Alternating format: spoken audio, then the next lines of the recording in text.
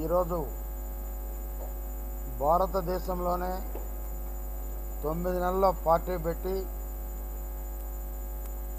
ఆలినా దేశాలకి అధ్యక్షురాలుగా ఉన్నటువంటి ఇందిరాగాంధీ గారిని గడగడలాడించి అధికారంలోకి వచ్చినటువంటి ఏకైక నాయకుడు ఈ భారతదేశంలో ఎన్టీ రామారావు గారని చెప్పి మనం చేస్తున్నాం. ఈరోజు ఎన్టీ రామారావు గారి జన్మదిన వేడుకలు చేసుకుంటున్నాం.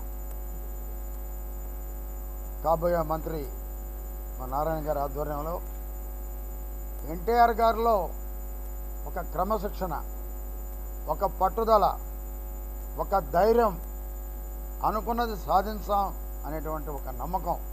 ఆయన ఒక దైవ సంబూతుడు. నందమూరోళ్ళు ఒకరిని ప్రేమించారంటే జీవితాంతం వాళ్ళు వదలరు. ఆ ప్రేమ మనం ఎక్కడ చూసుండమేమో.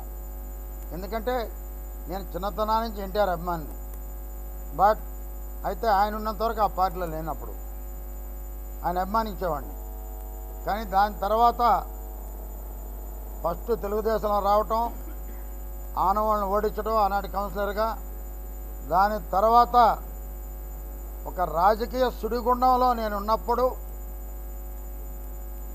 నన్ను పూర్తిగా రాజకీయాల్లో, తెలుగుదేశం రాజకీయాల్లో లేకుండా చేయాలనుకున్నప్పుడు ఇక్కడ కాలుతో కొడితే పోయి నందమూరి బాలకృష్ణ ఇంట్లో పడ్డా.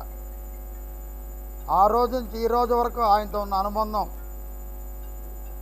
నిజంగా చెప్పాలంటే వారు ప్రేమ పొందటమే పూర్వజన్మ సుకృతం. మా పాపకి నేను అమెరికాలో అవార్డు తీసుకుంటే నాతో మాట్లాడాడు. మళ్ళీ అమెరికాలోనే మా పాపతో మాట్లాడాడు. మొన్న మా నారాయణ సార్ ఉన్నప్పుడే ఇంట్లో మా పాపతో మాట్లాడి, మా పాప పిలిచింది, మీరు రావాలని అవార్డు కంటే ఇంకోసారి వస్తాను. ఈరోజు ఈ ఎన్టీ రామారావు పుట్టినరోజు సందర్భంగా జయంతి, చంద్రబాబు నాయుడు గారు ముఖ్యమంత్రి కాబోతున్నారు. ఆంధ్ర రాష్ట్రంలోనే నెంబర్ 1 మెజార్టీతో మా ప్రీతమ నాయకులు నారాయణ గారు గెలవబోతున్నారు. ఎక్కడ లేని అందం సిటీకి తేబోతున్నారు. అందుకని ఎన్టీ రామారావు గారు పెట్టినటువంటి ఈ పార్టీ పేదల కోసం పనిచేసే పార్టీ, పేదలను ఉద్ధరించిన పార్టీ.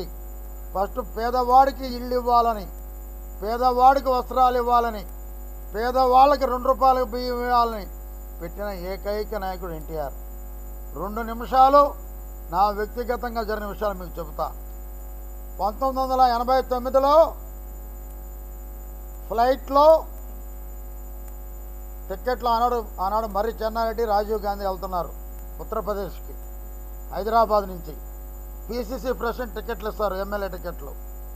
చెన్నారెడ్డి గారిని అడిగారు, ఎన్ని సీట్లు వస్తాయి ఆంధ్రాలో అని అడిగితే, చెన్నారెడ్డి గారు నాకు స్వయంగా చెప్పిన మాటలు ఇవి.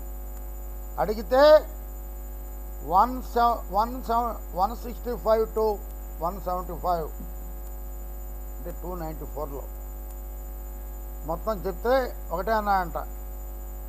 అదేంటి డాక్టర్ సాబ్ అంటే ఆయన ఇంగ్లీష్ అంటుండే, నేను ఇంగ్లీష్లో మాట్లాడుతాను.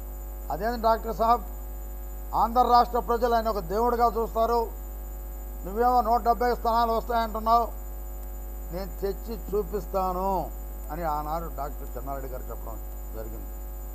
అదే ఇందిరాగాంధీ 83 ఎన్నికల ప్రచారానికి వచ్చినప్పుడు పక్కన కోట్ల విజయభాస్కర్ కూర్చోండి, ఆనాటి ముఖ్యమంత్రి. కృష్ణుడి విగ్రహం చూసి ఇందిరాగాంధీ గారు దండం పెట్టారు.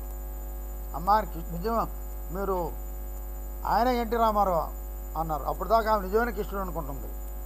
అంటే ఆయనలో ఉన్న కళ, ఏ పాత్ర పోషించినా, ఒక దుర్యోధనుడు వేషం వేసినా, కృష్ణుడు వేసినా, ఏదేసినా, ఒక దైవాన్ని వెంకటేశ్వర స్వామి వేషం వేసినా పూర్తిగా దైవంలో ఒక లీనమైపోయేటటువంటి ఆ కుటుంబ వారసుడుగా ఈరోజు ఉన్నటువంటి నందమూరి బాలకృష్ణతో ఒక సన్నిహితం ఏర్పడటం పూర్వజన్మ సుకృతంగా నేను భావిస్తూ, నా జీవితాంతం కట్టి కాలే వరకు నేను ఆయనతోటే ఉంటానని, రాజకీయంగా ఉన్నా లేకపోయినా ఆయన మనిషిగానే ఉంటానని.